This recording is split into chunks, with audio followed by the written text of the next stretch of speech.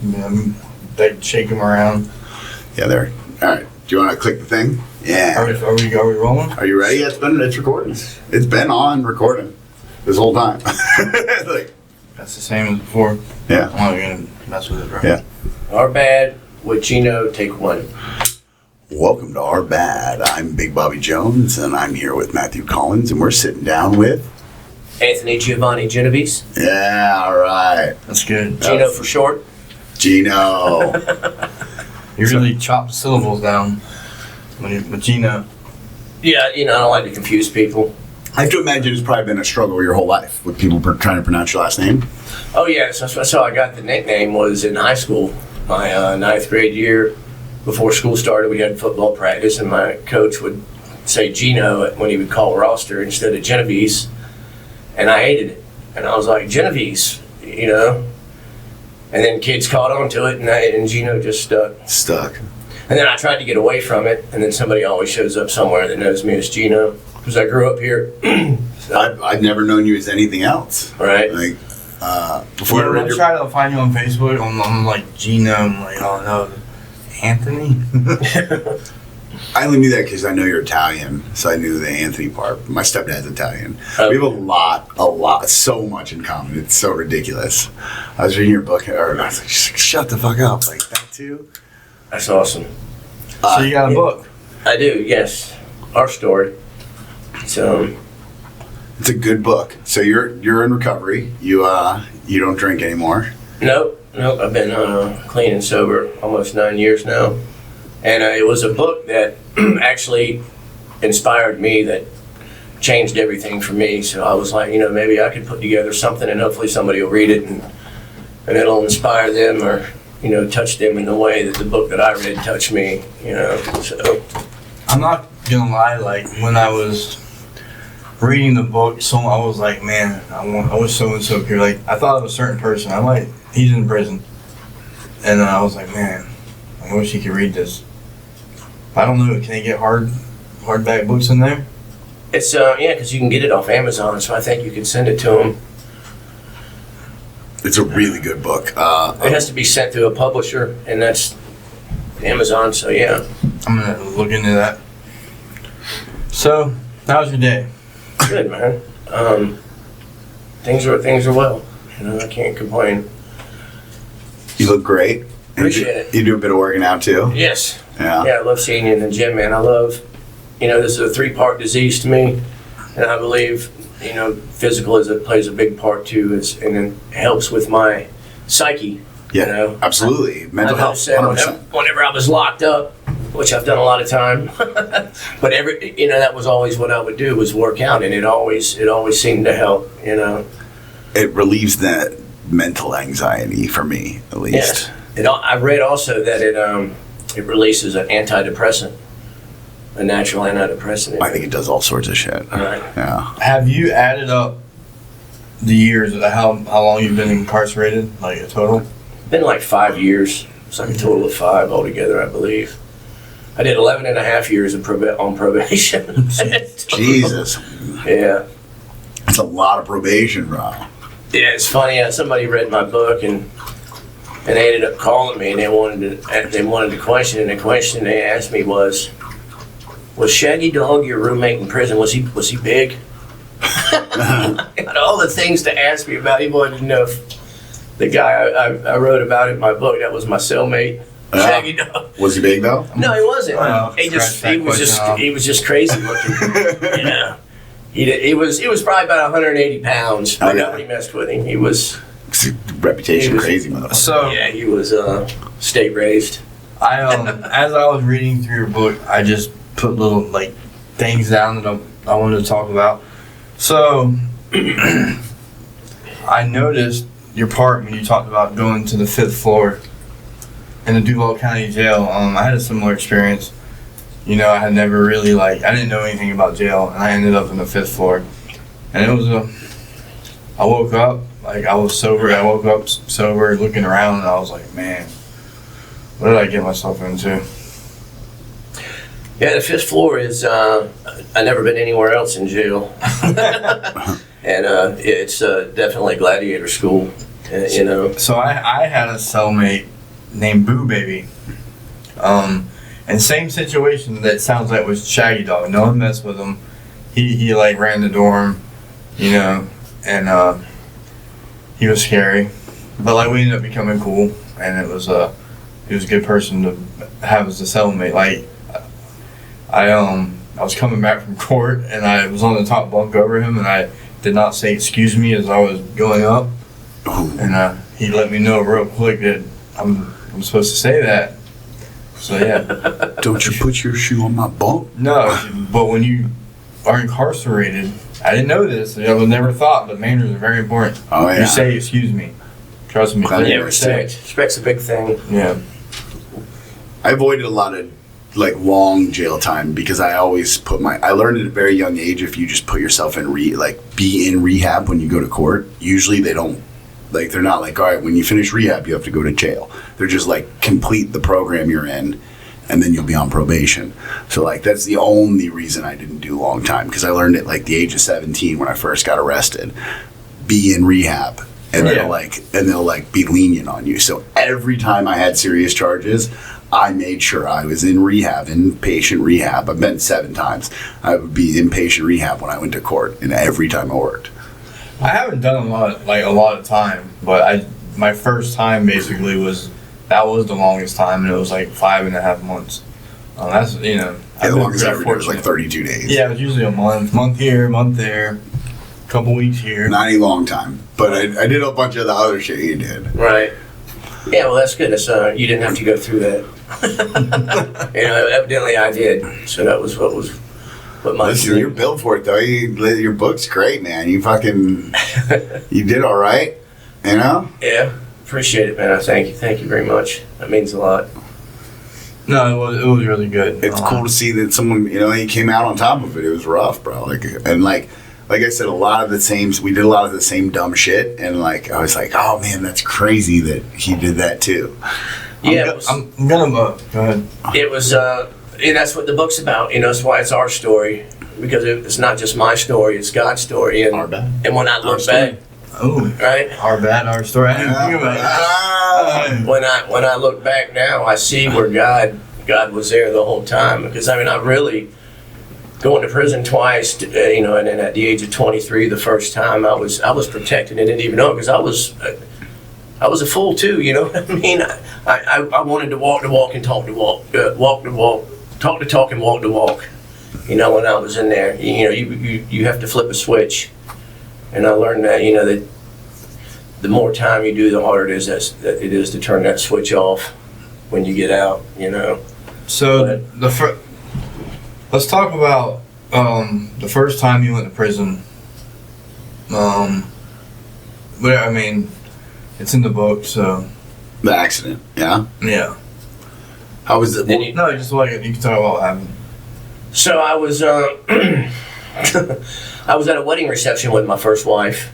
My daughter was 10 months old, my first daughter, and that was like our first time out since our daughter was born. And I was kind of like, I get to this reception and we're having a good time, and I really didn't like to go anywhere. I didn't like social events like that, but I got there and got to drinking and having a good time, and my wife wants to leave. She wants to go pick my daughter up, and then I got mad. So we got in a big argument on the way home, and when we got home, I was like, I'm leaving, and I was actually leaving to go try to score some drugs that I normally didn't do, but I was drunk enough where I was like, I want to go do some drugs. So she usually stopped me. Well, this time she didn't stop me, and so I leave. I didn't know where I was going. I really didn't even know. I went to some guy's house who I thought, who I thought could give me some drugs, and I wasn't even at the right house. But I'm backing out of his driveway, and I see this party going on behind me, and I go up in there, and they was like, who are you? I said, I'm Geno. And I just walked on in, and I was like, y'all got any beer? And they were just looking at me crazy and gave me a beer, and we just started talking, and somebody brought up weed, and I said, hey man, I got a whole bag of weed at the house, and I lived right around the corner. And this kid tells me 3 times that I won't come back. And I'm like, yeah, I will. I'll be right back. He goes, you're not coming back. And he said it 3 times. So I go home. I grabbed a bag of weed. I tell the wife I'm going to Taco Bell.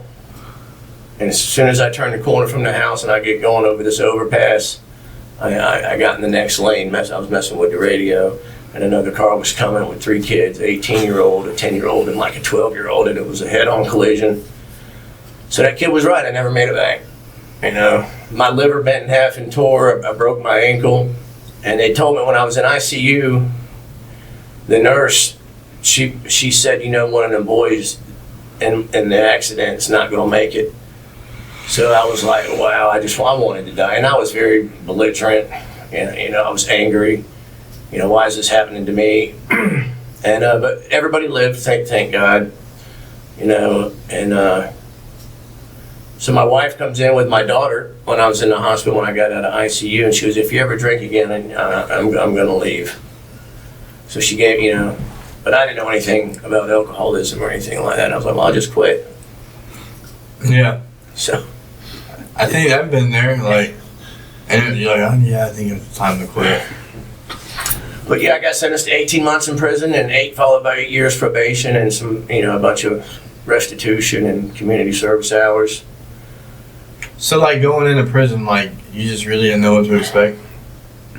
No, not at all. No. How scared were you? I was scared. I mean, in fact, I don't even remember anything after when the judge said 18 months. I mean, my body just went numb. So, what was your original offer, like, for time? I was facing 13 years. Yeah. Yeah, they dropped it down to a 5-year cap. Yeah, you made out pretty good. I mean, 18 months. Oh, It yes. still sucks, but... So in the book, you talk about you partied a lot, you played football, and like you were treated a certain type of way because you played sports, you played football. My school was very much like that as well. So like going into like I can't imagine. How old were you when you were in prison? 23. I can't imagine being 23 years old with the life that I had lived up until the age of 23. Because like I didn't get hard until I was like mid 30s. Like real bad, but like I couldn't imagine how scared I would be because like everything had been given to me until like at that age. At 23, like literally like things were just like I played football. Like you said, they changed your grades for you. They couldn't legally change my grades. They couldn't get into the system like that. But what they would do is they would take me out of a class that I was failing, and they would put me in a football coach's class, and then they would just like make sure I passed. All right. Yeah, so how did that work? How did they change your grades? Like, they just literally changed them? Yeah, I'd walk around with a note from the coach to give to my teachers, give me some extra work. Oh, that's nice. Yeah, and A little extra credit. And I remember one teacher gave me crap. She was like, "I'm not changing your grade because you're an athlete." No. And I was like, "Look, I'm just doing what I'm told. Don't get mad at me," because I was always very respectful anyway. You know, to my teachers, I just wasn't a good student. Yeah, I was just an idiot. And then I come in. I think that was on a Friday, and I come in on a Monday, and she was like, "Here, do this." Because you know, the coach had a lot of pull at that school, but yeah. And that was a private school? Yeah. I went to private school for 2 years, and then I went to public school for 2 years. But they did the same thing in public school, you know. Yeah, they love their football players. They make sure you guys do. Yeah, I started. Yeah, I mean, everywhere, I'm sure. But my whole school that's everything. Football was everything. Like you play football, and if you're good at it, you get whatever you want. I started a walkout when they fired a bunch of teachers, and everybody got suspended, and I had to spend the day at the field house. That was my punishment. My coach punished me, but I ended up getting expelled, and when I got expelled, I remember because I'd done a bunch of Corseed and cough and cold, and I was tripping balls, and like I had a bunch of weed in my pocket, and I was doing dumb shit, and like the cop was like, "Listen, I can see the weed in your pocket." Because I had these white like see-through pants on, and you could clearly see that I had a big bag of weed in my pocket. He's like, "Just give me the weed, and you won't get expelled. I'll get rid of it." And like I wouldn't do it, and then like they took me down to the office, and fucking became a whole ordeal. And I ended up getting expelled because there's nothing they could do about it. So did you like have trouble comprehending what was happening? I didn't know what was going on, bro. I thought it was a bunny rabbit. Fucking. I'm not giving you my weed, Mr. Rabbit. I thought I was the rabbit. You were the rabbit. Fuck, bro. It was a rough day. So Bobby thinks he's a rabbit in see-through pants. I had one of those. I got pulled out of my geometry class actually because I had one of those iZone cameras. Do you remember those where you like take the picture and then it's like a little mini Polaroid? Yeah. It's like this big. Mm-hmm. Oh yeah. And I just kept taking pictures because I was so out of it of my geometry teacher, and they called security and they were like, just give us the weed, you're gonna get expelled. I was like, no. I was like, I don't have any weed. They're like, we can see it. That's so funny, bro. Just taking pictures. Yeah. Looking at all the geometry shapes. Sacred geometry. Oh man, yeah, it was a rough day. So, Go ahead. with one of the things I remember reading was that you talked about having a learning disability and then dealing with like any sort of, I guess, shame from that as humor as a coping mechanism.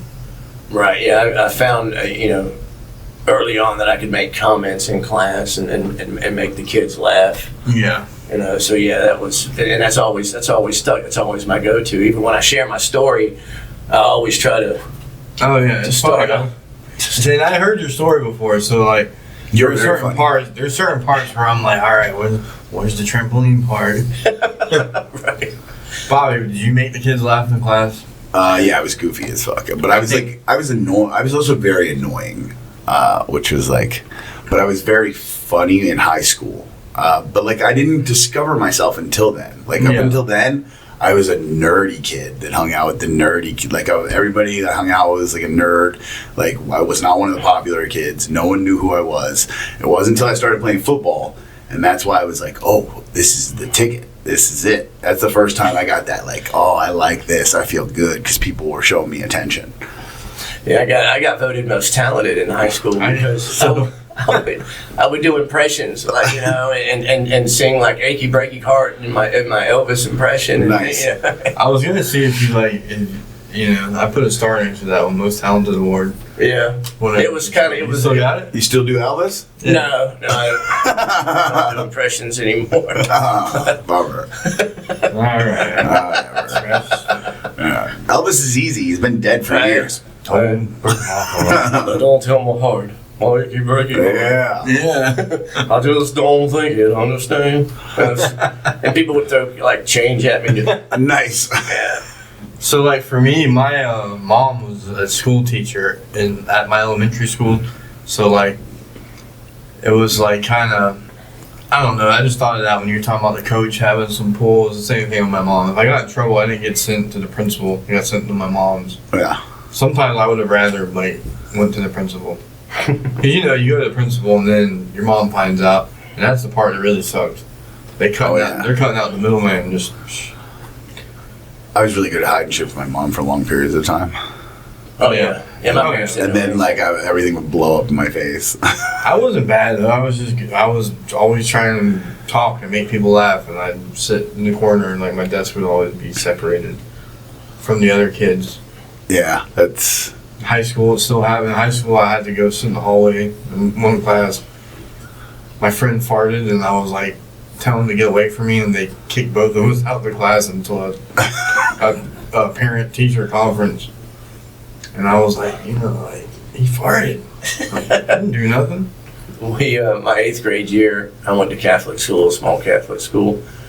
One of my friends brought in one of them glass sulfur things, fart bombs or whatever, and I stuck it underneath this girl's desk in front of me, and she sat on it and it cracked, and it stunk up the whole. Oh yeah, this thing building stink. And my buddies in the back of the classroom got the window cracked open. They're trying to breathe outside, and the teacher thought the smell was coming from outside, so she's telling everybody to shut the windows. And then the nun come in there and pulled me and my friend out, and we went and swept in the auditorium all day. That was our punishment, just to sweep. Got out of class and just sweep. Get out of the smell. Yeah. I'll take you out of the smell. We were like, yes. It's funny, that's the same kid that introduced me to drinking. He's the one that. Oh, he was on it from the beginning. Yeah, he was. Yeah. So my brother, when I was in 7th grade, my brother had a fart bomb, and he was like, "Hey, take this to," I don't know. He gave it to me. I don't know what he said, but I feel like he was like, "Hey, take this to school and set it off." You might watch this, so you could let us know in the comments if that's not how it went. But so I did it. I told a few people, like, hey, don't say nothing. I got a fart bomb. I let it off in the hallway. It was like right before first period started. And it was probably, I don't know, third, fourth period. I get to the buzz on the intercom. Matthew Collins, please come to the dean's office. It's pretty obvious why they're calling me. So I come in and she's like, do you know why you're here? I was like, yeah. And she said, if I had a nickel for everyone that's holding on you, I'd be rich. And that was the first time I ever heard that saying in my life. So it was like damn, really? The world's full of snitches. Yeah, it was like, damn, really? And I was like, that's a good saying. Yeah. So yeah, I had a fart bomb. So we do have more in common than we thought. And he also is the first person I got high with. So that's funny. Hey kids, if you're watching this, someone offers you a fart bomb, run and hide. Right. That's where it all starts. They just spray now. That's how it all starts. Next thing you know, bomb. Yeah. Next thing you know, you're on the corner smoking crack. That's right. That's the evolution of it. Yeah. There's other stuff that happens in between, but that's great. Well, I like your notes. Yeah. I wish I would have taken notes. I'm not that clever. Some of them I'm like, I remember Nancy. I was like, I'm going to remember his first girlfriend's name. Her name was Nancy. I remember Karen. Her name. I changed that. I thought that was. I literally, when I was reading it, I was like, "This is not this person's name." He used Karen because he hates this person, and that's why she's a Karen, and he called her Karen. Is that what happened? I changed it for other reasons, but. So does that mean you can't answer my next question, which is who was the famous rock star? Yeah, I can't do that. Okay. Yeah. I knew it wasn't Karen. And every time, this is not the name. But Nancy that was real. That was her real name. Yeah. Then I was like, Nancy, I remember Nancy. Yeah, she was 2 years older than me. So you, at one point in the book, you wrote, and this is a quote, baser human instincts.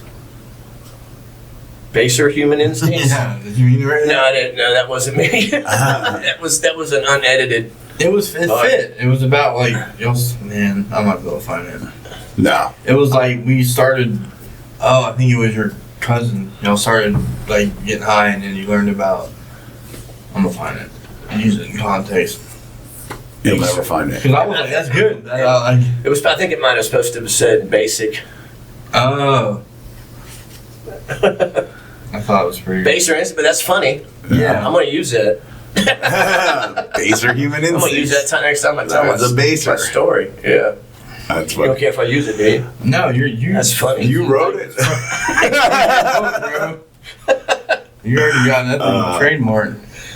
It's also crazy that you because someone taught me how to make meth, and that is the worst. When you're a drug addict, the worst thing you can do is learn how to manufacture drugs. Oh, I know. And because you think you have all these ideas of grandeur, especially with meth. I'm going to just sell it. I'm going to make a bunch of money. And then you do all your meth and you haven't made any money. So you successfully cooked some? Yes, a bunch. A lot in Virginia. So much. But I would literally sell a fucking eighth of a gram and fucking do the rest of it. You guys want to compare recipes? Right here. It says, or at least we were becoming more aware of our baser human instincts and modes of socialization. Yeah, that was supposed to be basic. But it was, y'all were talking about getting into doing drugs, so it fits. Yeah, I like it. Yeah, I thought it was baser human instincts. Yeah, that was but that was the first time I smoked weed. I didn't even know what base I didn't know what base was. Deep down within. Yeah. It was coming. The first time I smoked weed was the second day after I drank, and I was 14, and we was in Clearwater. And my cousin was like, let's go listen to some records. This is what you're supposed to do. We laid in the bed and listened to Lucy in the Sky with Diamonds. And I was like, man, this is awesome. I arrived, First time I smoked weed.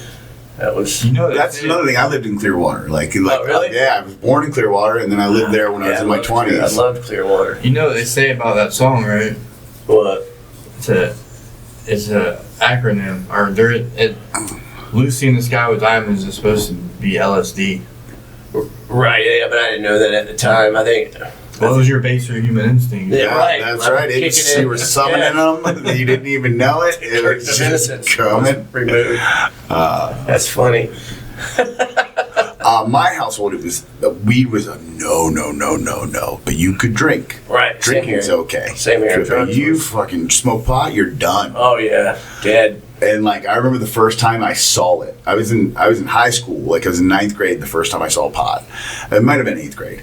But I remember being like, "Oh my god, you have weed," and I was like so excited. And the person was like, "You shouldn't be this excited to see weed." And I was like, "You don't understand. I've never like seen it in person before, like in real life." Yeah. And I was so excited, and I was like, "Can you give me some?" Well, it was different back then. Like back when we were young, like weed was just a drug. Like it was like there wasn't medical, recreational legalization, none of that. These shops, like you can be prescribed it. Like it was back then. You went and met some sketchy guy in the alley. Oh yeah. It was a drug. It was drugs. That's how I got into drugs. I think like when they talked about if it's a gateway drug or not, I think for one, it's like when I was coming of age, which was like late 90s, early 2000s, like the same guys that you would go to get weed from also sold cocaine and other things. So then you get to know these guys and you're around this underworld, and it's just a matter of time before they're like, "Oh, you like that? Have you tried this?" In that aspect, yes, it is a gateway drug. That is because you had to go to the shady guys to get it.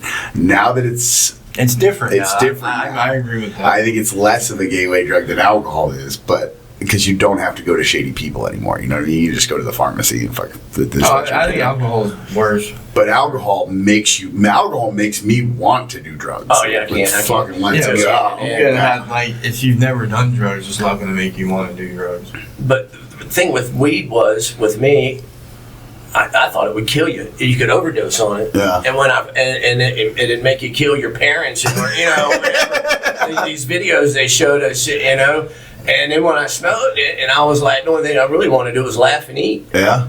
Give me a pizza. And I was like, well, what else? What else they lying about? Well, yeah. Crack isn't that bad. Right.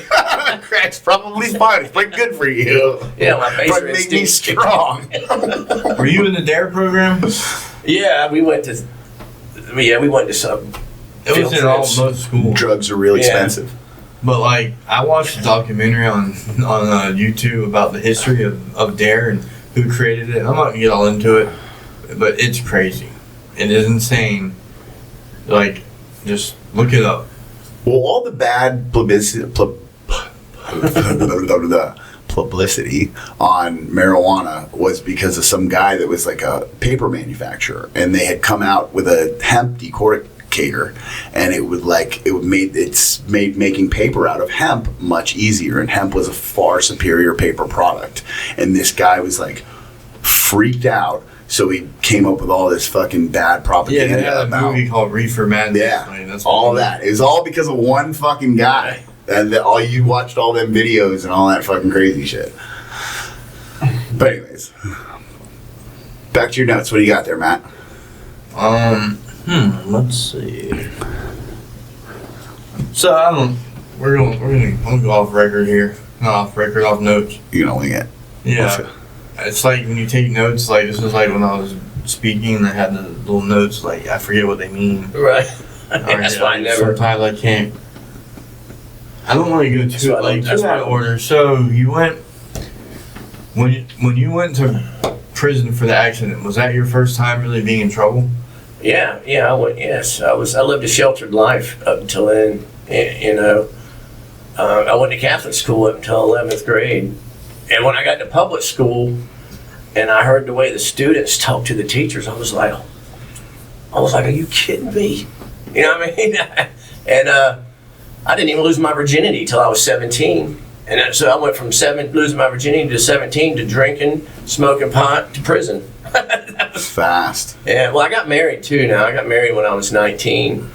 And so you were like almost there, almost on the American dream. Yeah, I was doing good. I was talking about your career for a second. What do you do?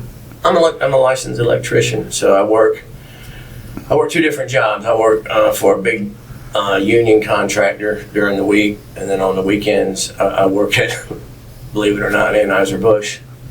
Nice. As an electrician. So you work weekdays and weekends? Yes. Busy guy. Yeah. You get any days off?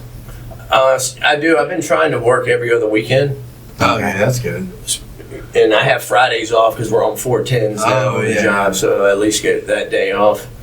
How is it? You're a pretty big guy. How is it being big guy being an electrician? Because I've been thinking about getting a trade, but I mean, the bad thing about that is they want to use you to do the bull work. yeah. Anytime anything heavy needs to be lifted or something hard needs to be done, they want to come get me. Yeah. But Like, do you have to get in like tight spaces or?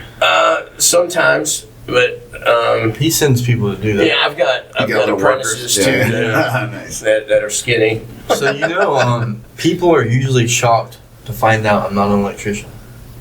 That's good. That's funny.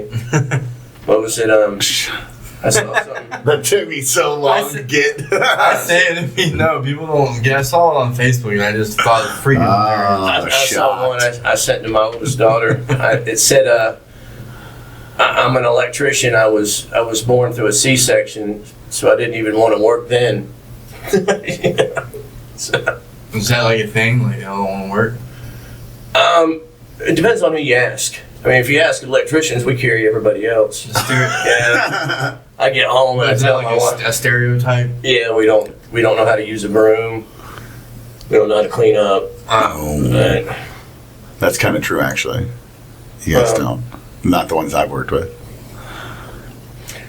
Not very good at putting drywall back either. no, definitely drywall's not my thing. You ever have to bust up concrete? Like, to get in? Oh yeah, I had to do that recently. How'd you do it? What a Sledgehammer? jackhammer, sledgehammer. Nice. Yeah. Yeah. And I had my apprentices; they couldn't hold the jackhammer up. So I got this. So Yeah. when I use a jackhammer, I have a attachment that goes onto a skid steer. oh yeah, that's So I'm just pushing a button. Nice. yeah. That's nice. We did like the first time at work. Now this was like right around when I first started. We're using a regular jackhammer, and I had trouble with it. I felt like it was vibrating my brain. I was like, I gave it back. Like, I don't want to do this. Yeah, I think I this can do was it now, but yeah, it's just like it shakes you, man. this was in the winter, so I'd get on it first thing to warm up. You ever use a jackhammer, Bobby? One time when I worked at Gateway for like a couple days. How was it? It was intense. It was a big fucker and it bounced.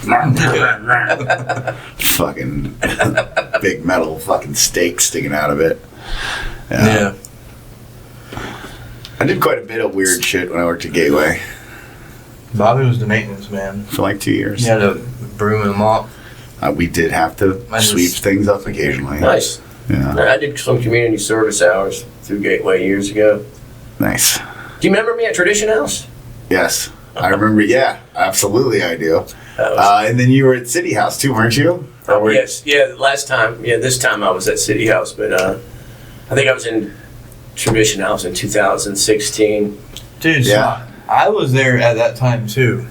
Was John Stone there when you were there? I don't think so. John Stone, I think, left right when I first got to Tradition House. I think that story he told us about, I think that happened like right when I got there. When you were there, I think I was living in the apartment across the street. I think so too. I'm not sure. You were doing pretty good. Yeah, I had a car and shit then, I think. I was still. I remember though, like being like, man, that guy's jacked. I want to be like that guy. Me? Yeah, I swear to you on my life. I remember being like, Geno's jacked as fuck. I'm trying to look like Geno. I only lasted like 3 months. But yeah, And I remember that. I was like, I need to get on whatever that guy's doing. This girl, it's funny. You remember Joel? Yeah. He Oh was yeah. he was my sponsor. And I went. He was living at a sober living house, and I went over there to do some step work, and I hear this girl's voice, and she comes to the door and starts asking him questions as I'm looking in the book, and I look up at her, and I'm like, and this is exactly what I said to myself. I said, that's gonna be my downfall right there. I said, I'll probably end up marrying her. Is that what happened? I didn't marry her, but she was my sweet. We ended up dating How many times have you been married? 3 times. Nice. 3 times. Yep. You're married now, yeah? Yes. Hi, Nicole. keep this one. She's a blessing. Yeah. Yes, she's wonderful. We've been together 7 years. The podcast. Yeah. She's jacked too. Yeah. Yeah. That's she awesome. keeps me. She keeps me in line. She keeps the house in line and in order.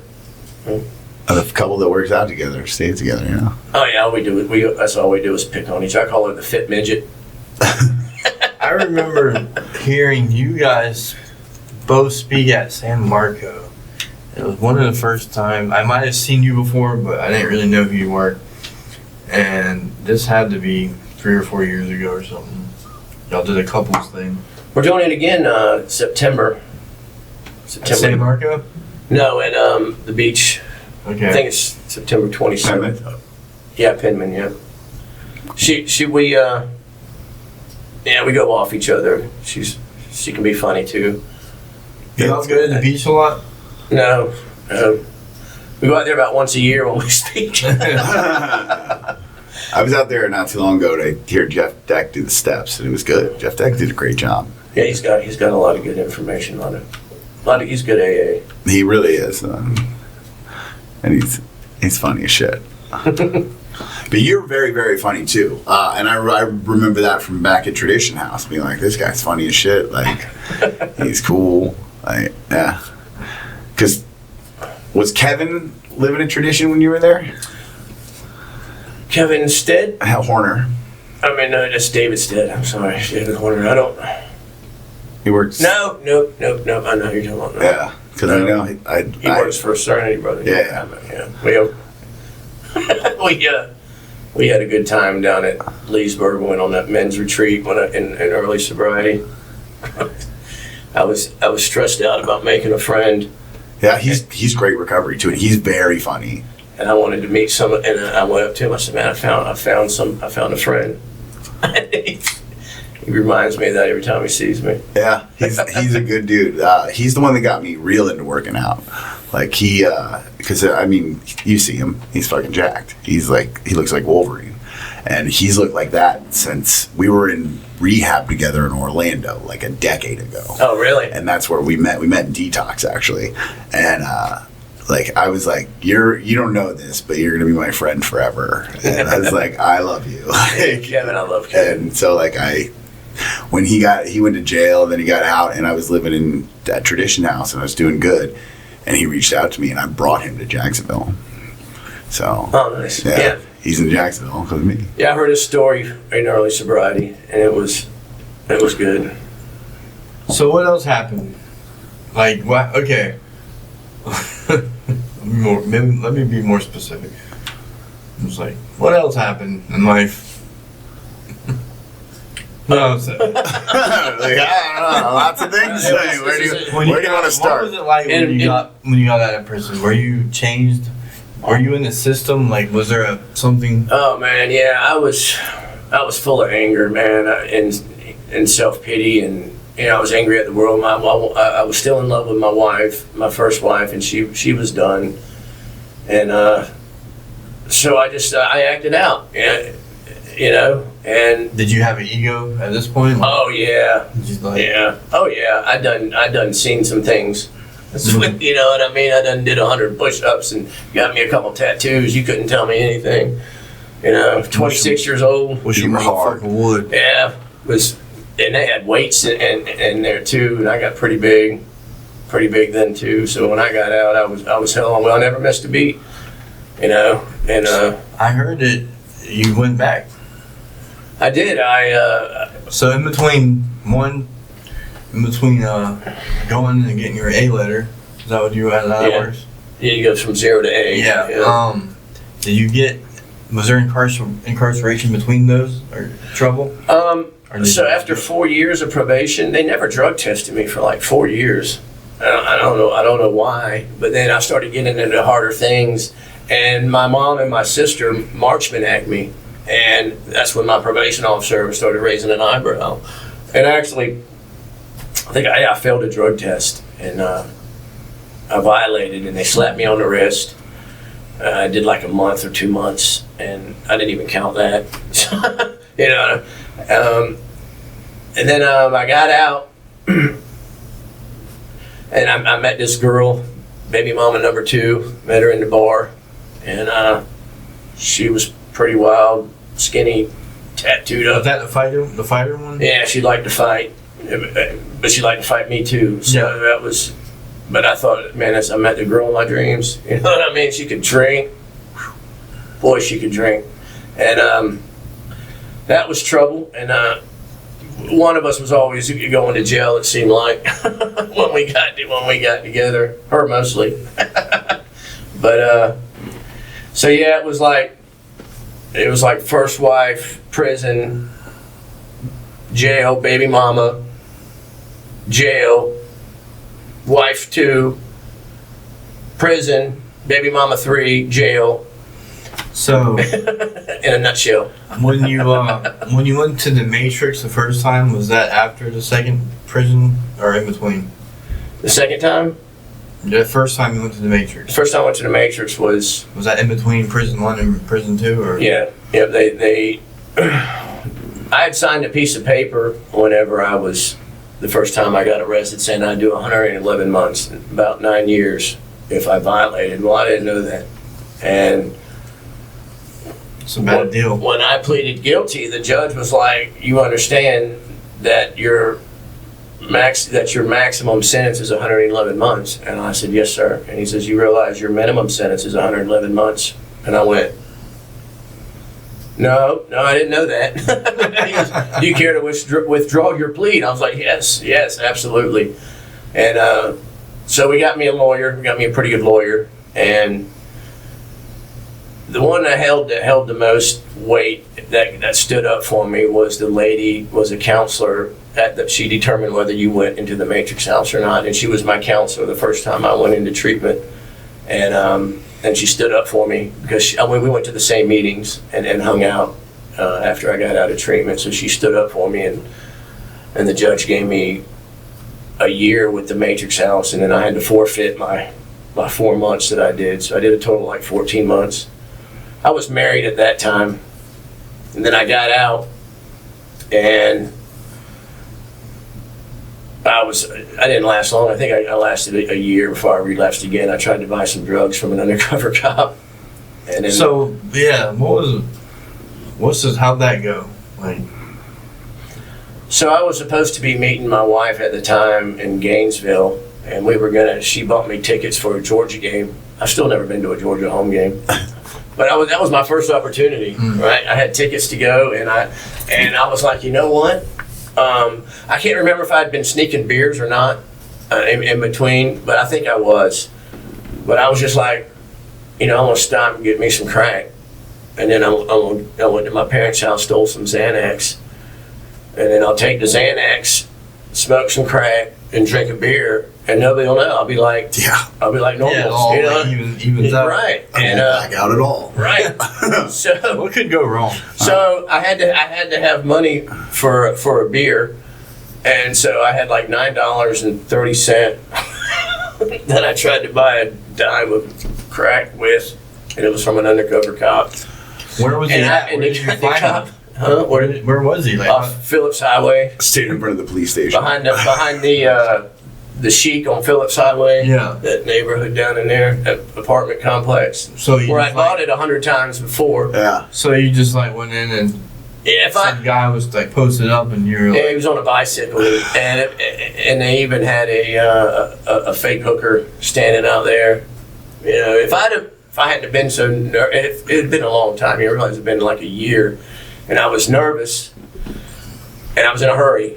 But now that I look back, I was like, what was you thinking? Yeah. You know what I mean? well, that's crazy though that they would have someone out there just trying to catch someone buying $9.30 worth of crack. Like that's the definition of like going after the user. You know what I mean? Yeah, Like, it's entrapment, and they they threw wouldn't it do out. that now. I don't They think. threw that out, but I violated again.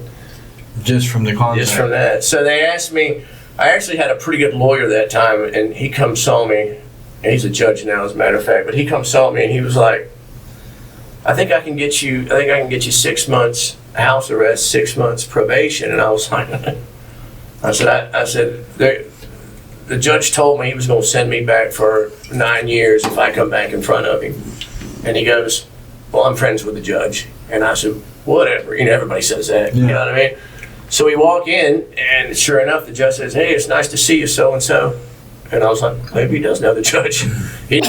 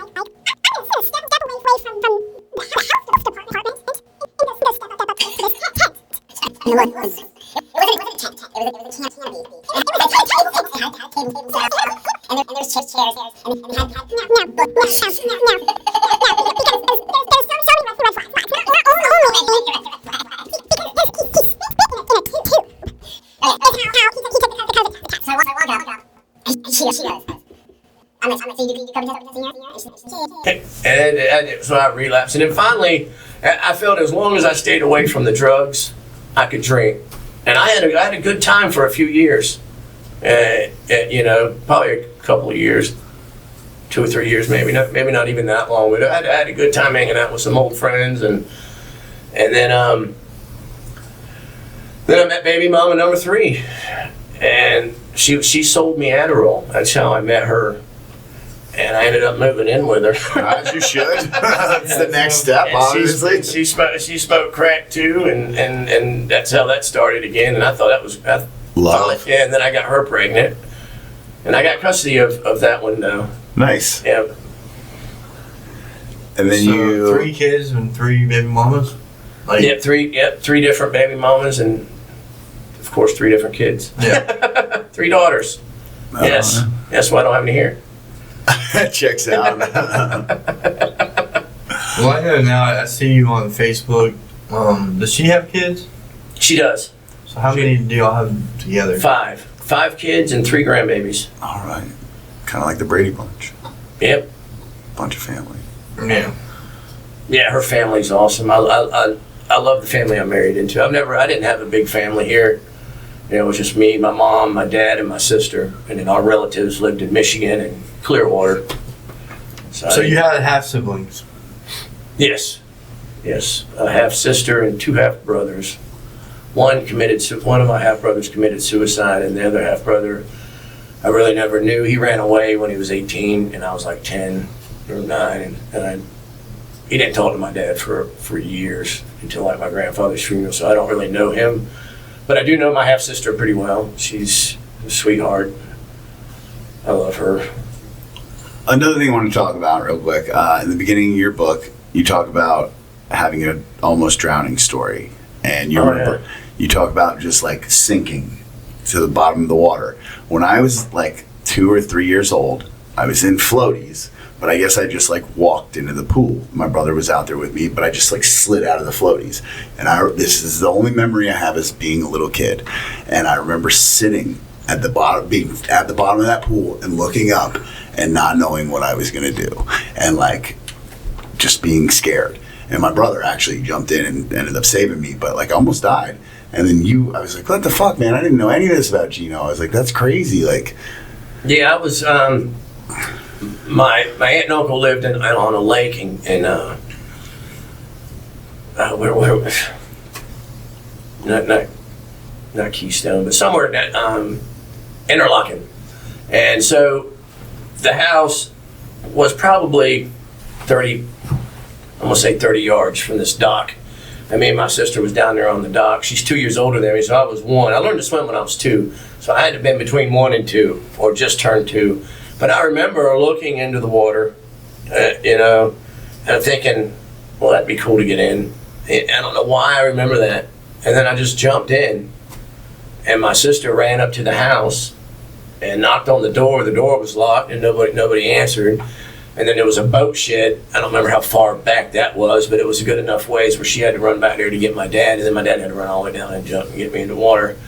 And I asked my mom, was I crying, and she was like, no, you were just all wide-eyed, And then I had a dream, maybe a couple of different dreams where I was dreaming that I could breathe underwater, I haven't had one in a long time in any of my adulthood, but when I was a kid, I used to dream that. So something had to have happened. That was my first, what I call God moment, that made me realize I'm here for a reason. No. I have a story. I have an almost drowning story also. All right, let's go. I don't really remember it. You know how like you get told stories that happen when you're a kid, so I know the story, but I honestly don't remember it. I just know how it goes. There was a beach ball or something, and I saw it, and I just was like crawling. I was like, I want that ball. And then my dad jumped in with all his clothes on and saved me. But I was scared to swim, I think, because I knew that happened because they had legs. So I think I learned to swim like later than average.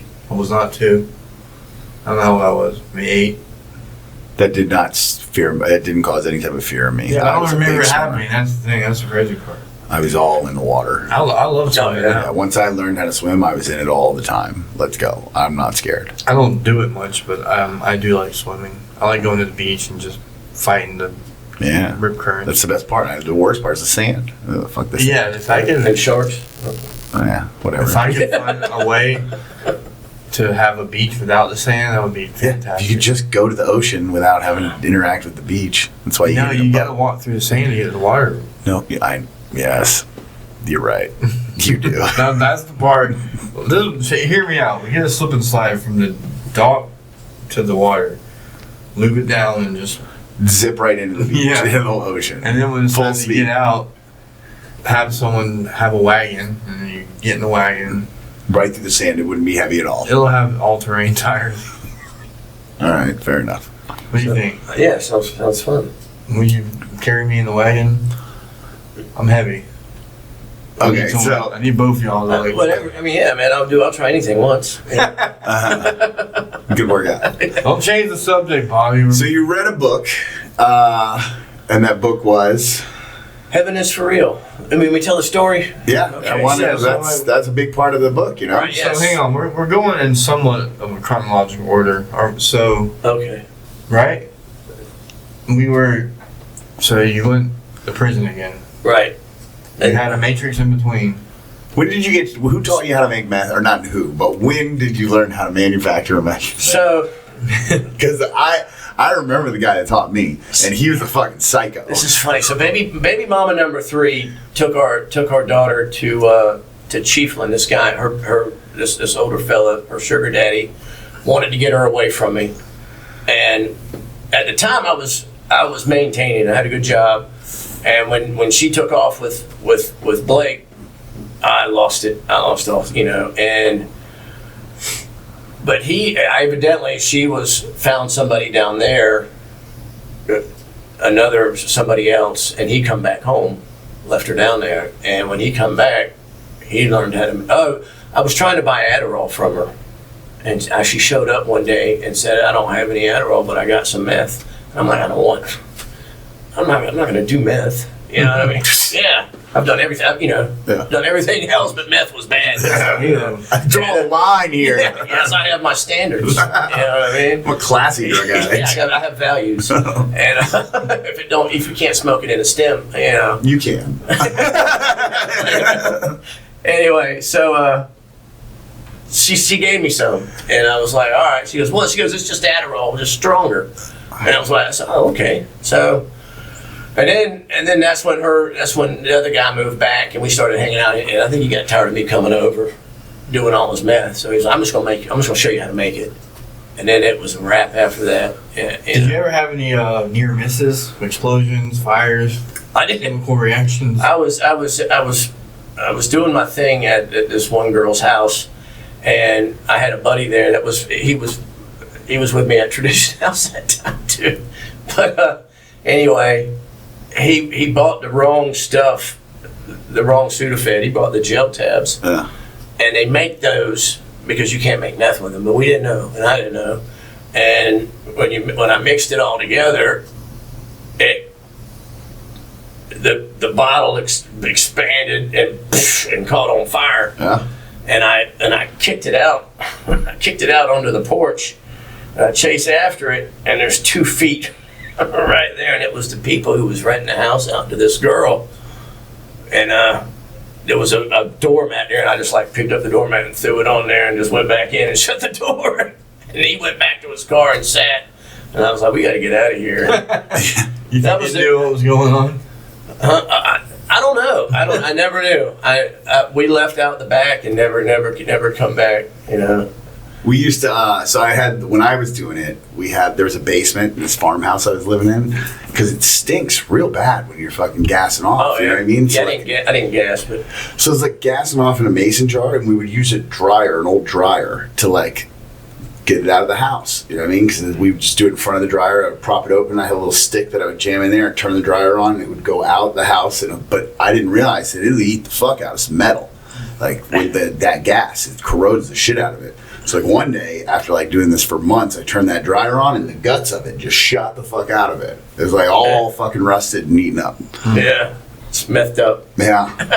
Methed up situation. I never I was hanging out with this one guy at one point, and he like swore he knew how to do it, and we'd be on some mission. He'd send one person to this store, this person to that store. You gotta get batteries, get this, get that, and I really didn't have faith in this guy. But that was kind of like when I was just like, all right, let's go. Life was just one mission or another.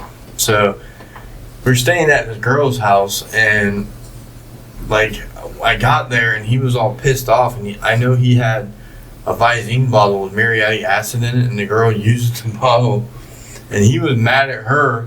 He's like, she should have been messing with my shit, and her whole eye was Oh my bloodshot God. red. And so then, and I'm staying. Holy fuck, are you serious? Yeah, and I'm staying with this girl. So he takes the bottle and screws the cap on real tight, puts it under the house, and he's like, yeah, I'm gonna leave it under there. It's gonna blow the house up.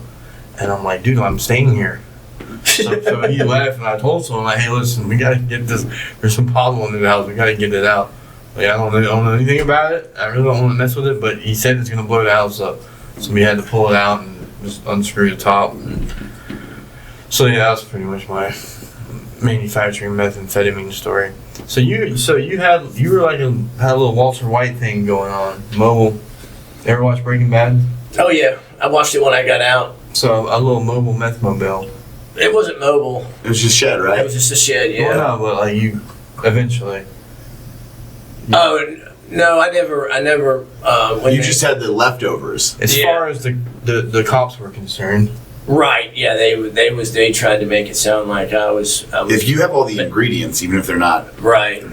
They even blew if you it. buy all the ingredients. To me, they blew it way out of proportion. Of course they did. Of course. It was no big deal. They always do that. Yeah. They bring out the hazmat team. Yeah. I'm not doing it right now. I was doing it, you idiots. Yeah, right? Like, God, it's over now. So you were It was like, yeah.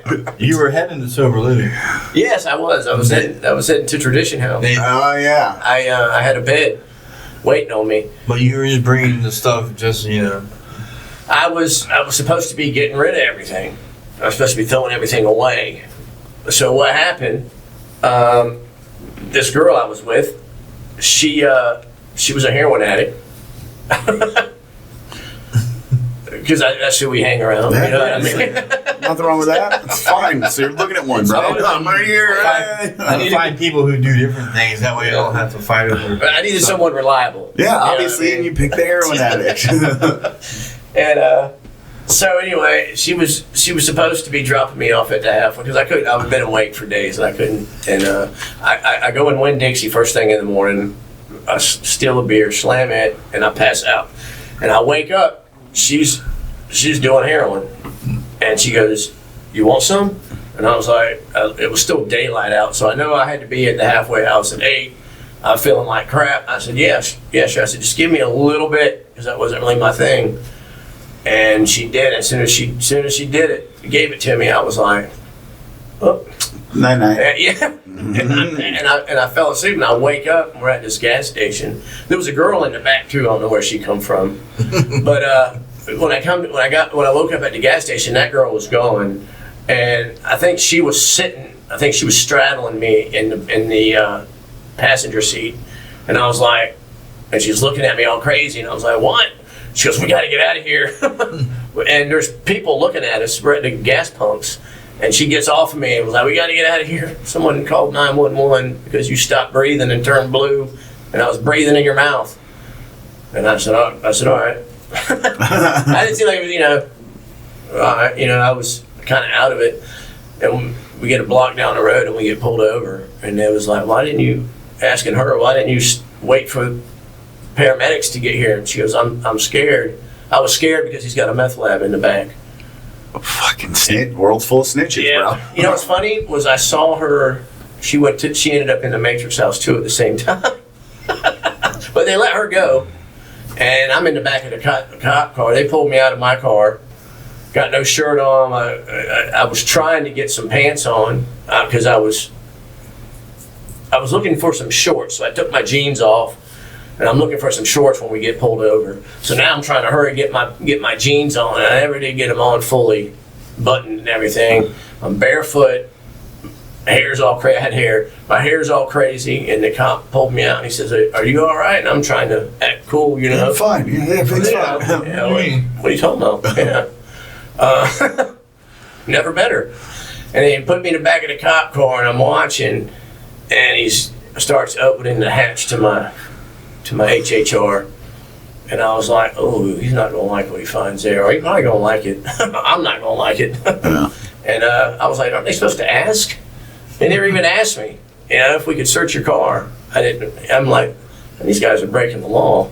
And then I remember seeing the bomb squad in the news, and that they evacuated like 3 blocks, and there was fire department there, and I'm like, holy cow, what is going on? And I'm like, I'm in trouble. Yeah. I've done it this time. And then they pulled me out of the car. They said, come on, we got to decontaminate you. I'm like, well, can't you do it right? Can't you do it while I'm in the car? I didn't know what that meant. I had no idea what they were talking about. Like, decontaminate me. I was like, all right. So I'm not even handcuffed yet. They're walking me to this fire truck, and I see a guy there standing with a fire hose, and I see another guy standing next to him with a scrub brush, on a stick, like a broom on a stick, and I'm going, you gotta be kidding me. They're not fixing to do that. I said, they're trying to scare me. You know what I mean? And they was like, all right, you gotta get down to your underwear. And I'm like, I keep waiting for like somebody to say, no, we're just kidding.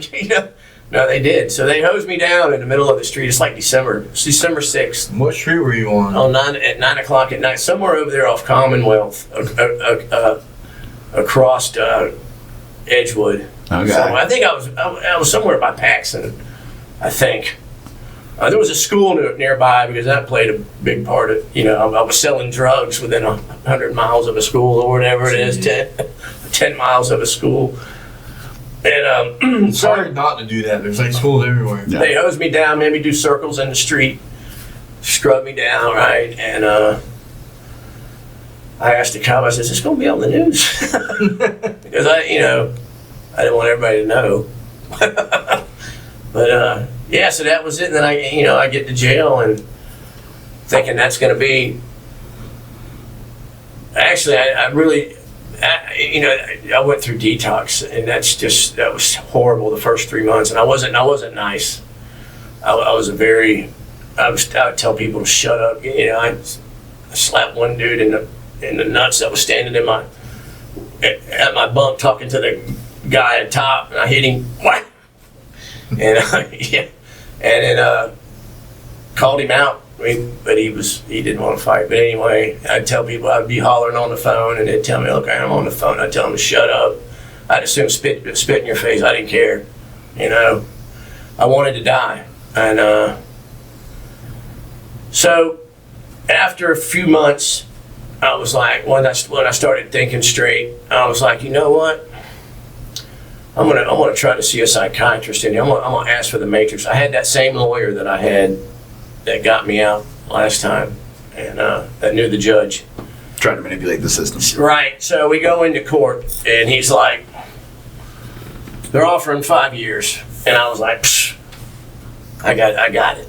When I knew then I had it when the first offer was 5 years. Yeah. You know, and I said, "You want me to tell you what I'll take?" He says, "By all means, tell me what you'll take."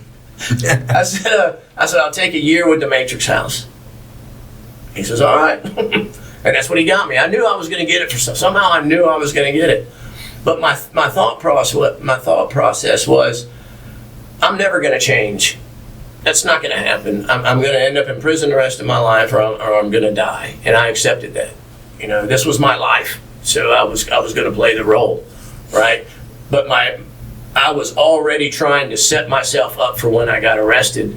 So I was wanting to see a psychiatrist so I could get a check, a crazy check, right? And Also something I considered doing while I was in rehab one time. this was my major plan, and I knew many things in common. I knew if I went to the Matrix House from being there before, that they'd let me see a psychiatrist. So I get to the Matrix House, and I was going to sell meth, right? Bobby, here is your reminder. Take out the trash. Take out the trash. I told you more trash today. Bobby, here is Sorry. your reminder. Take out the trash. Shut up, Alexa. That's hilarious. I think I bagged it. It happens on every podcast. I should change it. I thought I was having Once we move another. to Thursday, that probably. Yeah, it won't happen. It only happens on I Tuesdays. thought I was having no spiritual awakening. Okay, so back to where you were I at. about started crying. Yeah. So I get to the Matrix House. I've already started a list of people that's going to help me move my meth and buy the stuff that I need and buy the Sudafed, because you can only buy so much, right? And I get there and I say, You got a "Look, game plan. You're going to hit yes, this. yes," and I'm going to do Adderall this time. I'm just going to do Adderall. Well, you don't want to do your own supply. You don't get high on your own supply. You Right. just And I have knew I was going to have probation, and I did. You're I a had- businessman. Right. I got a year and a half probation too. So I get to the Matrix House. I tell them right off the bat, I'm not here to get clean and sober. You're not going to have any problems out of me. You know, I'll do the deal or whatever, but I'm not going to lie and sit here in front of the counselors and go through this mumbo jumbo. You know, so when we had our AA meetings or whatever, I'd sit back there and I got into Sudoku puzzles, and that's what I do, way in the back. And I remember one time, one of the guys that brought the meetings in there said something that caught my attention, and I went, and I said to myself, "Don't listen, don't listen," because I didn't even want hope. You know what I mean? I didn't want to believe it again, and then just go through all. You know, it was easier just to stay down there at the bottom and realize this was my life, and that was how I found peace with it, to accept that. Right? So my counselor said, "Yes, you need to see a psychiatrist." I talked him into it. You know, he put in a request. He told me to put in a request, and nothing happened. And I was like, and I'm seeing people going out and getting call outs all the time, and I'm like, what the hell? So I saw my counselor a week later in the pod, and I said, "Hey, they didn't call me out to see the psychiatrist." He goes, "God dang it." He goes, "Fill another one out and I'll fill another one out." And so we did that. In the meantime, after that, I was there probably 3 weeks, and we got put on tight house, and that means you're in trouble. You got 2 pods, 75 inmates each pod, and then you got a work release pod over here. So it gets pretty noisy in there. But at this time, when we were on tight house, you sit in a metal chair in front of your bunk all day. You get up, you go to breakfast, lunch, and dinner. You can't talk to nobody. It's the quietest in jail that you'll ever experience. And I loved it. I loved it. It was so quiet. We didn't have to go to group or classes or, none of that crap, that I didn't care about anyway. And we're in the pod when they announced it. And I'm walking in the pod, and I said to myself, you said you were going to follow the rules. So let's go get a book off the bookshelf, try to find something spiritual. And I didn't want the Bible. I didn't have treatment work at the time. So I go to the bookshelf, and the first book I come to, there's only one sitting on the side, because they have people straighten out the books. That's one of their jobs you get assigned to. You're supposed to put the books in there nice and neat. Well, this one was laying there like that. And I was like, huh. And I pick it up, and it's called Heaven is for Real. And I read the back of it, and they made a movie about it. It was a true story about a little boy who had a near-death experience. And I was like, oh, this sounds interesting. I like true stories. And I'm not a bookworm. I know you can't hardly tell by looking at me, you know what I mean? So for me to actually sit and read a book and pay attention to it was rare. I probably read 5-6 books in my life, and I've been locked up every time I read a book, except for the big book. But anyway, so I sit down and I start reading this book, and I got a bunk here and a bunk, and it's just quiet, and I get to the part where this little boy saying to his parents what he saw when he died, and he's talking about he saw Jesus sitting on the throne and Mary sitting next to him, and something inside me just broke, and I started crying, and it was like nothing mattered but this book for some reason, and I was holding it up like this, and I'm going, what's going on? You know what I mean? And one of the next thoughts that went through my head, I said, all right, God. I said, I hear you. I said, I'll do, I said, I'm yours. That's what I said. I said, God, I'm yours. I said, I'll do everything these people tell me to do. Because it's not going to be my fault when it doesn't work this time. And then that voice, that inside voice says, I'll keep you clean and sober as long as you do my work and carry the message. And that changed everything. I got busy after that. And I haven't had the desire to drink or drug since. And even tobacco, even nicotine, I never even went back to that.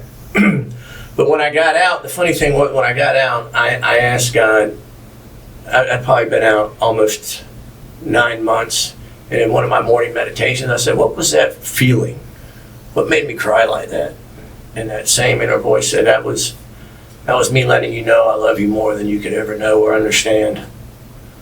And during that moment also in jail, when I was sitting there, I was also crying because not only was I feeling love, I was also sorry, because I knew God never left me.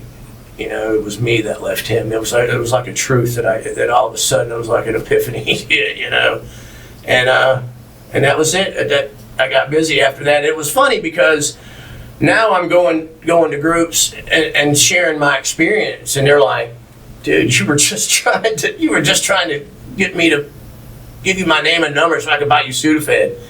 They didn't believe, nobody believed me. Yeah. Nobody believed me, and they were like, yeah, this guy has something going on. Right. He's working with he's a narc. And so I don't know. So I dedicated my time to praying and build my relationship with God.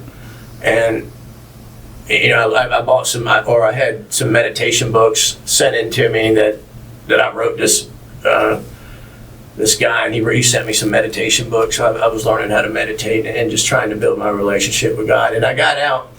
I knew I had a 1.5 year probation. I had no job.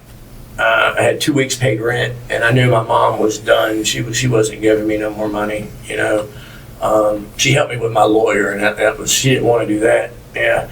So anyway, because she didn't think I was going to change either. I mean, how many times But I got out, and I started doing what they told me to do. I started walking to meetings, and doors started to open for me. And I never had to ask anybody for rent. My first job I got into Operation New Hope, and they paid my rent for 4 months, of course. And the day after I finished, they showed me how to do a resume, and they sent my resume out. This electrical company called me and was like, can you come in for an interview? You got a pretty good resume. And I said, yeah, absolutely. He says, can you pass a background check? I said, no, absolutely not. And he said, well, what is it? And I'm like, he's asking me now? I was hoping he'd ask me that question in front of him, And I was like, manufacturing methamphetamines with intent to sell. And he says, I think we could work around that. Nice. And yeah, that was my first job. So, and it's just been it's been a nice ride ever since. You know, of course, I have to do my daily things, what I'm supposed to do, what's suggested of me, and I take very seriously of, you know, trying to do God's work and help people, because that's my end of the bargain. That's my deal. That's what I have to do. You know, and I'm afraid not to do it because I know what that inner voice said. You know, as long as I do that, He'd keep me clean and sober. How much time you got now? 8.5 years. Nice. Yeah. And when did you write this book? I think last year. I think I finished it, and I think it took me a year, and I finished it around December. Maybe. It's a good read. Maybe.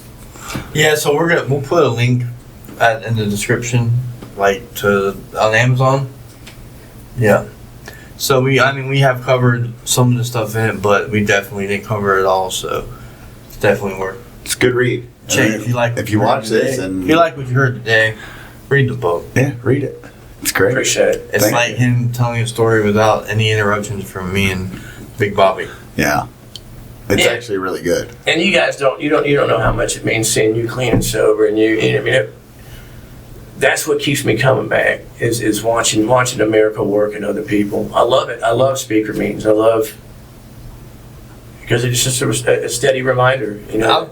I'll tell you this, like you've always inspired me, especially like in the past year of my sobriety, because I see you know, you're not, I don't know, advertising it, making a big deal about it, but you have commitments. You're sponsoring guys, you're chairing meetings, doing book studies, and you know, it's cool to see like people who still have that passion and fire at 8 years, 9 years, because I see it goes away in some people. Some people it's like a phase, and then you just get the people who just keep at it and seem to enjoy it. And I'm like, okay, well, I'm gonna follow his footsteps, you know. Appreciate it. Thank you. It means a lot. It's beautiful that you found God and then the 12 steps, really, and because usually the You 12 had steps. a white light experience. it Yeah, sounds like. because usually you got to do the 12 steps and then you find God, but you found Him and then you fucking did. Right. Yeah. And I asked myself, you know, I asked God and myself, why, what made that, what was so different this time, you know? Yeah, And I don't know. you had the white light before you did Yeah, anything. yeah, I You're believe like, it. I already got that. Let's go. That's fucking cool, though. Yeah, I knew. But you still, the thing is, when I see people that have like that order of experience, like they still work the steps. Yeah. No, he still did You the know? work. Oh, yeah. If he hadn't followed it up with the work, he'd probably be out fucking Yeah. getting high right now. So I just don't, you know, anyone get confused, like, if they believe they've had an experience like that, because I've seen the alternative when people had well, you still got to some do the sort of work. a spiritual experience or spiritual awakening. Like, oh, I'm good. I don't need, like, I already had my spiritual Yeah. awakening. You don't need to work these steps. Once that moment, you know, the intense moment stopped, one of the very first thoughts that come to my mind was, God dang, I got to do another 4-step. It was, and because I didn't want to, you know, I know, but you know, that's what we had. That's what we have to do. Well, we appreciate you sitting down with us. Yeah, you got any last things you want to talk about? I mean, we spent a lot of time in the war stories, but that's kind of what, you know, it's what we do. I think we show people, like, hey, you can get clean and sober. Like, listen to what this guy's been through.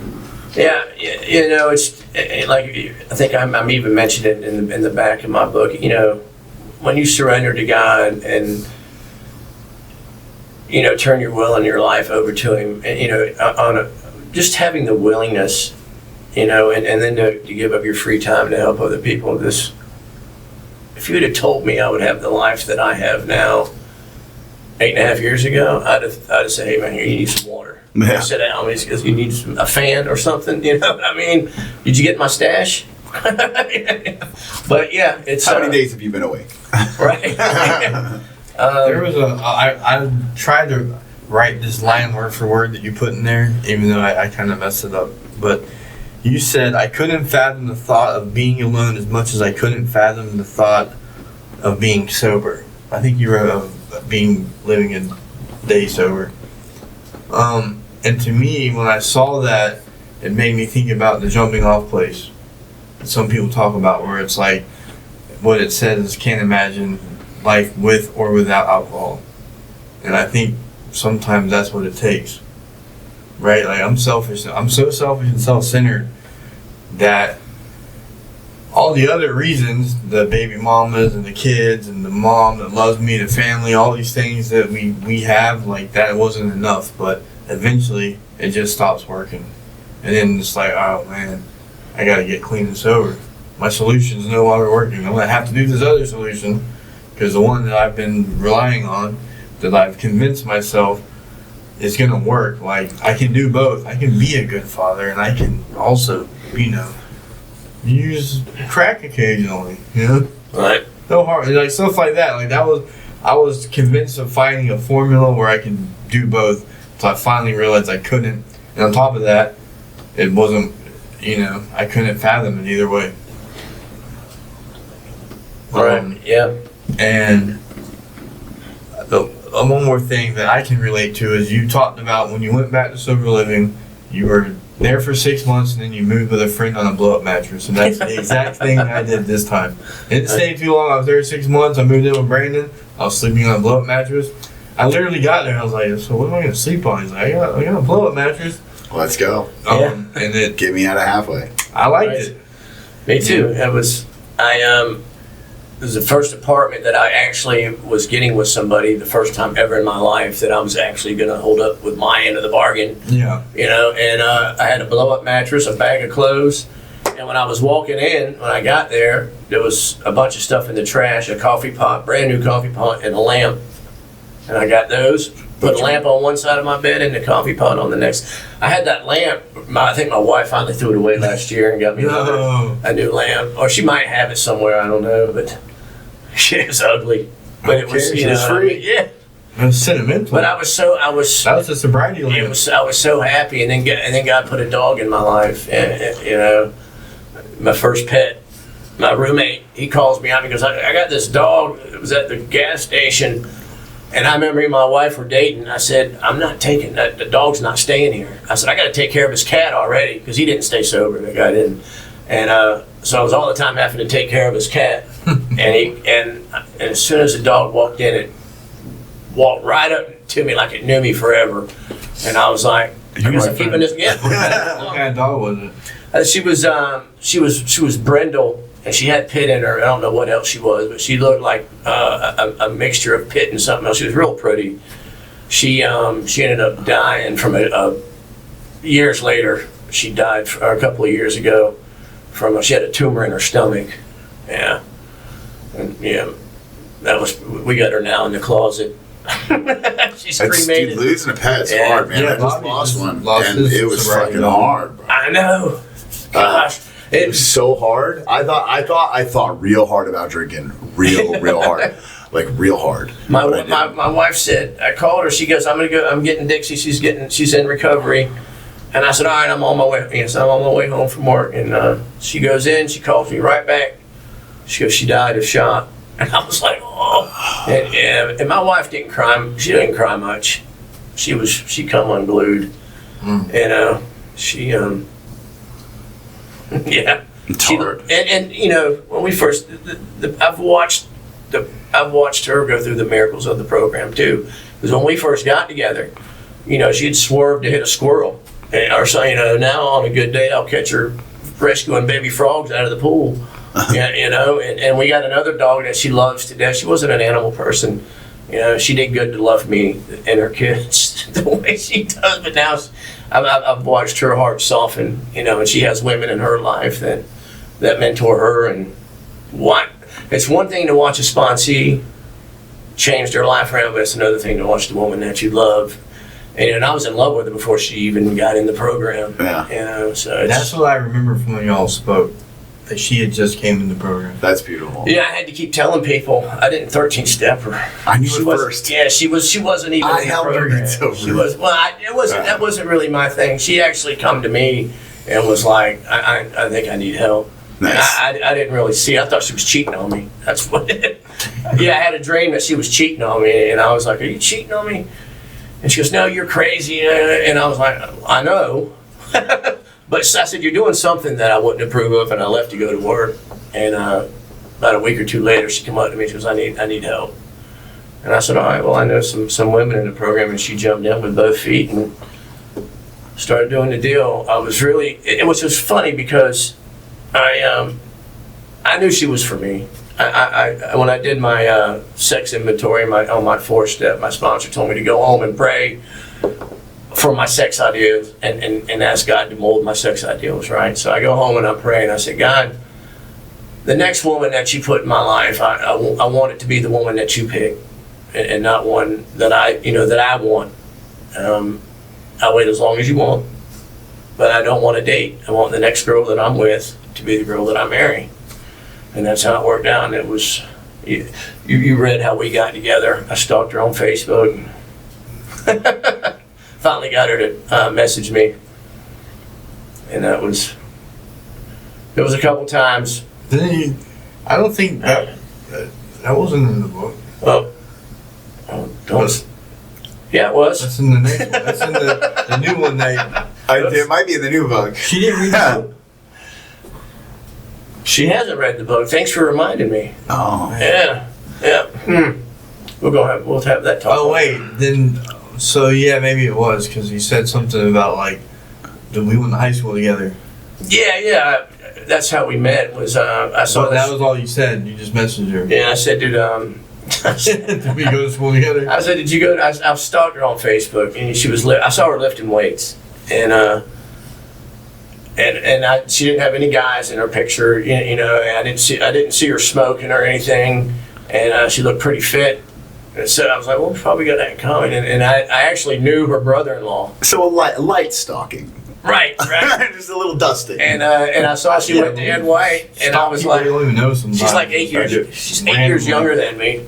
And I asked her if she went to Ed White. Like maybe I recognized her. I didn't see the date that she went there. Yeah. But anyway, she answered me. She goes, yeah. No. I went to Ed White.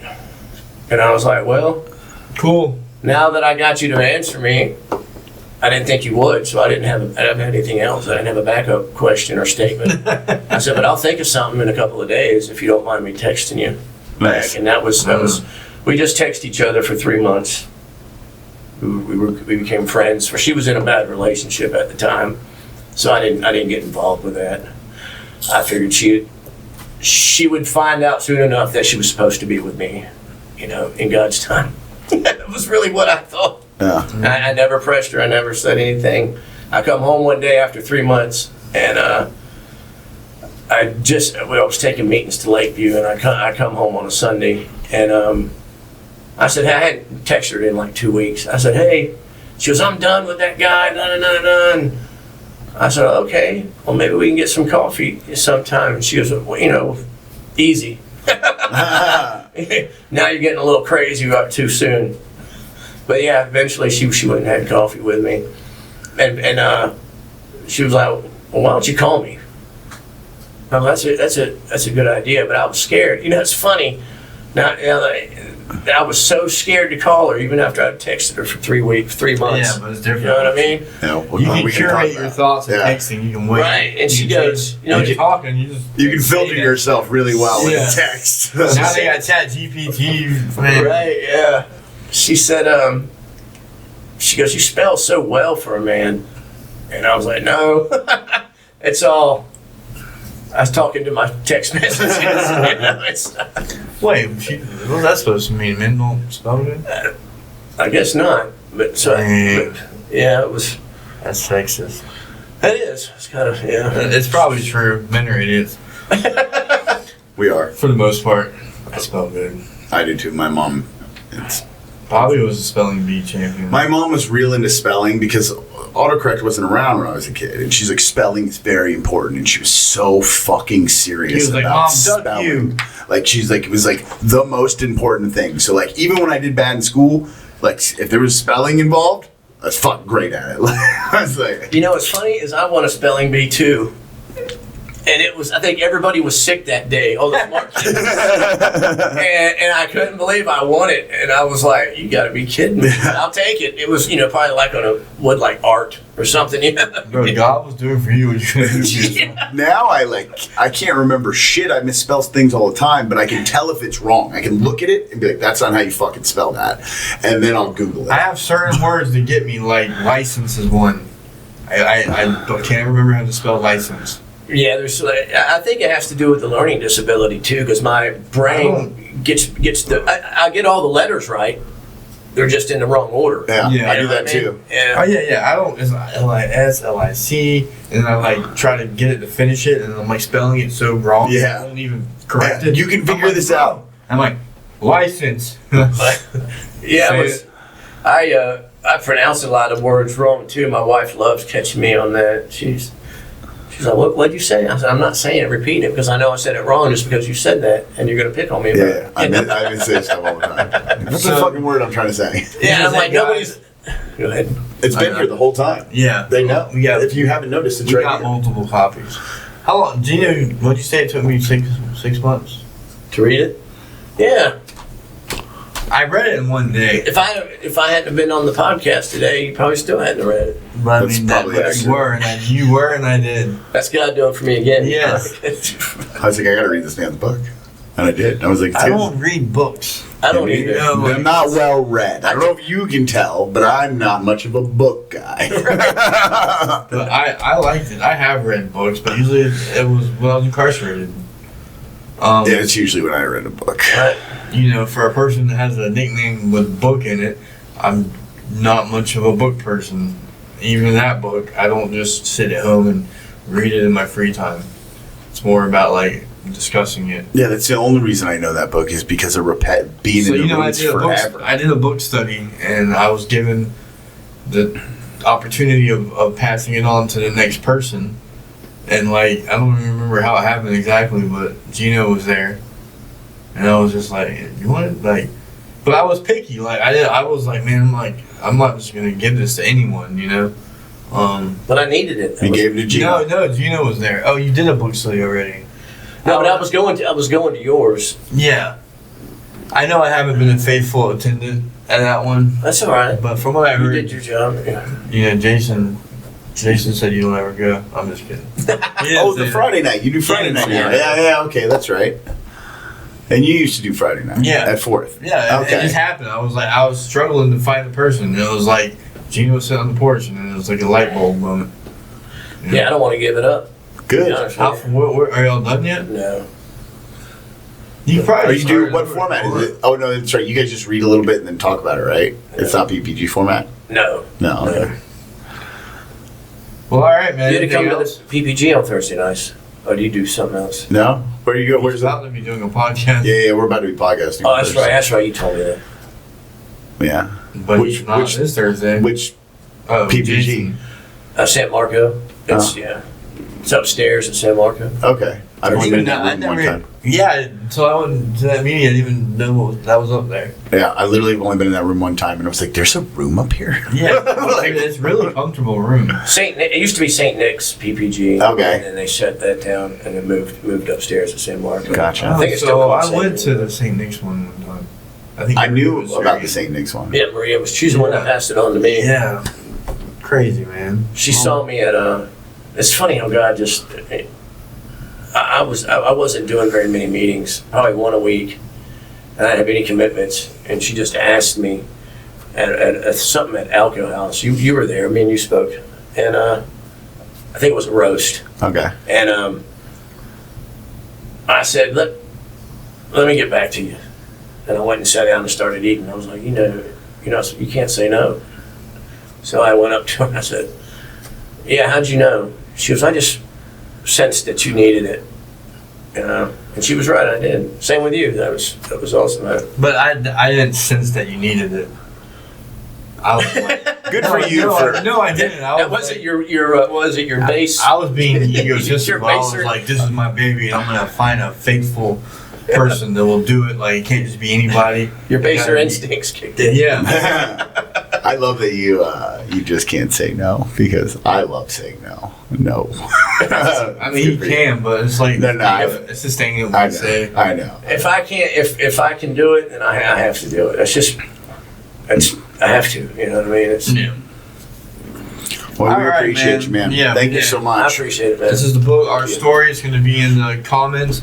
Like and subscribe to the channel. Please watch, like, subscribe, tell your friends, share, everything, all the things. I'm subscribed. Oh, fuck. You know what? There's one more. Gino, I saw something on Facebook today.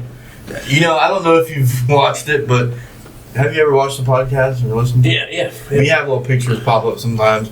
I don't think there's been any pop up moments, but I'm gonna throw something at the end. I saw this. I knew that was coming. Yeah? Yeah. I finally did. I Did finally you set this up? He shared this on Facebook. Flat And Earth. I just want to hear. Support Flat Earth. Yeah, like what are your closing statements? And just On Flat Earth. do you believe in flat Earth? So it started out me making fun of a guy at work. He was a mechanic at Maxwell House, and he was a flat earther, and he was like, just give me a few moments of your time and watch a couple videos, and I did, and I was like, well, there's something to this, you know. And that's how it started, and now things just keep popping up on my phone. So I'm a believer. I am. Like, honestly? Honestly, yeah, no kidding. But it's so hard because we've been taught that we live on a globe, a spinning ball, since we were kids. So, and we don't really want to think that we've been dubbed. Oh, I think You know we've what I been mean? dubbed. Well, I think they lied to us about anything, so why wouldn't they lie Yeah, to us right. about it? That's There what, was- if I've learned anything getting older, is that everything we were taught was probably a lie. It's all bullshit. we're History, learning everything. more Right. things. I don't know about flat Earth, round Earth. Is space even real? But the more I heard, I mean, they've got answers for everything, for lunar eclipses, solar eclipses. You know how we go through seasons. I mean, they pull up stuff from ancient textbooks that teach us all this. You know, that was never been taught to us. And I'm like, man, I thought that was just a bunch of hillbillies. The Earth is flat. You know what I mean? There's some really smart people that done their homework. I think David Stead's a flat earther. Yes. I found that out too. Yeah, We had a good conversation about it. that's awesome. I love it. I just think honestly, I could believe that anything they have told us is a lie. Like, if you told me anything, like, we don't actually breathe oxygen, we don't even really breathe, it's all fucking fake, I'd be like, maybe show me the facts. Like, Well, I used to think it was silly, but now the globe, us spinning around, shooting through space at 500,000 miles an hour on a water ball. it's pretty wild. Yeah. We just happen to be the right distance away Right, from a and then- flaming ball that like keeps us Like it's- alive. I mean, that thing is real. That sun, the sun is real. It's flaming. It's up there. Yes. I don't know if we're flat or not, I but don't think it's 93 million miles away though. it feels like it's right around the corner. It feels closer to Florida. It's getting closer. It's definitely closer to Florida. We've had great. The weather today was pretty good, It was. and tomorrow it's supposed to no humidity. It's only supposed to get up to 80s in the week. I forgot to turn the AC down, so it's a little warm in here today. No, it's not as bad as last time. Okay. And we've all, or whatever time. I don't know if it was the last time exactly. Could have been the time. No, last time it was cold in here. Yeah. I usually text Yeah, Bob. he usually reminds me to turn down the AC, and I forgot today. So it's a little warmer in here than it usually is. No, I don't know. It's good to me. It's probably I thought just you were great gonna, I thought weather. you were gonna yell at me. It's fucking hot in here. He gets fired up. I'm just kidding. He doesn't. He's the nicest guy It was ever. hot. All right, thank you, Gino. We appreciate All you. right, buddy. Thank you All guys. right.